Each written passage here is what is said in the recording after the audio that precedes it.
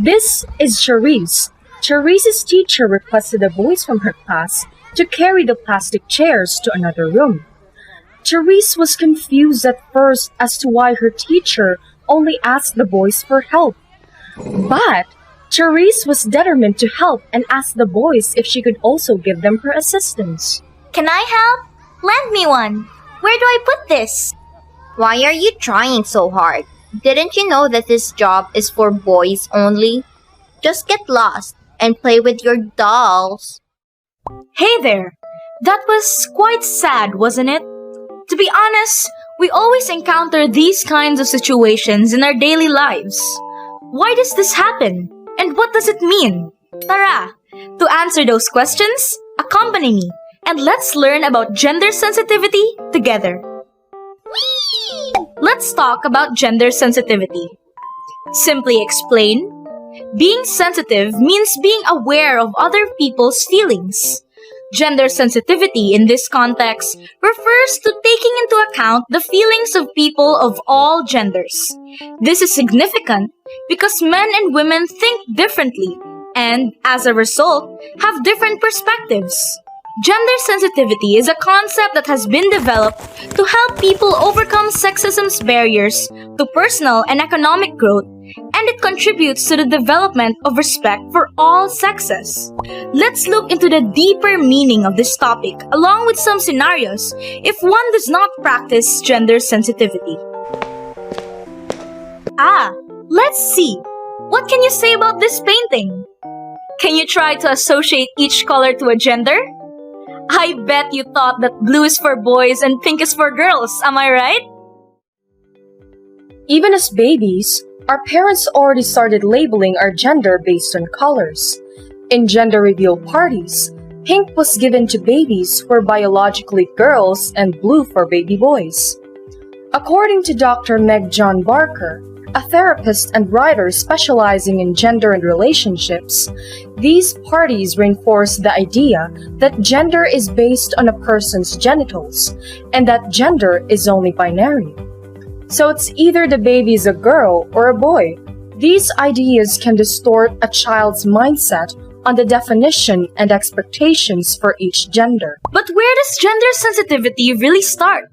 Here, we have two families with different perspectives and practices. Family A believes that children should only hang out with kids that they're the same gender with and act accordingly based on their gender. They practice gender norms like making girls do all the household chores while giving boys the heavy work. On the other hand, Family B lets their children associate with kids they want to be with, disregarding their gender.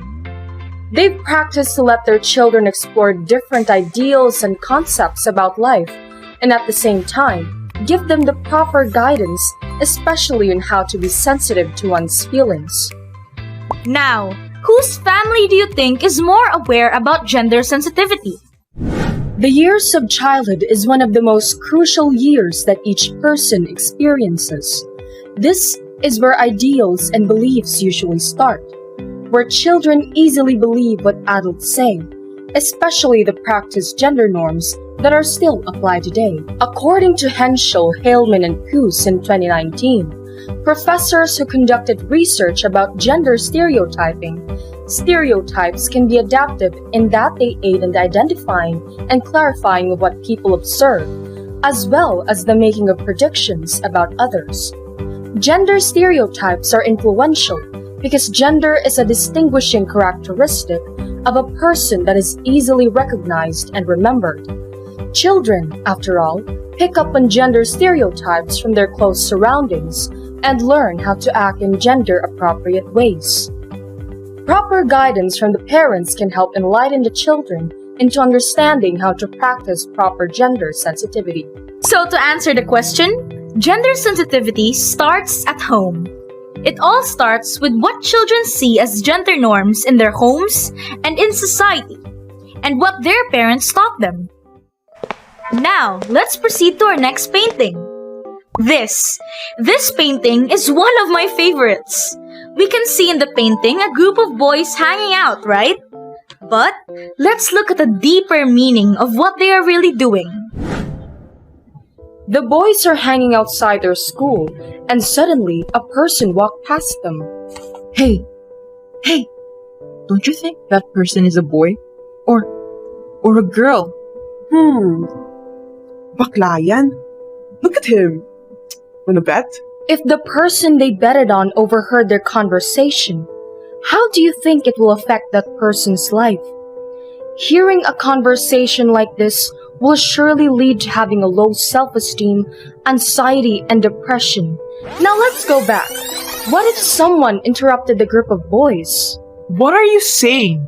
You should be more mindful with your words as it can have a negative impact on the person. So what if they look like that? You should be ashamed of yourself for betting on a person's gender based on their appearance. Stop being so insensitive. After hearing that interruption, it would make a huge difference in the way things go. Are you bored yet? You really shouldn't be, because the next artwork is quite interesting. Here is a woman on a podium. In society, gender stereotyping is evidently seen in the workplace.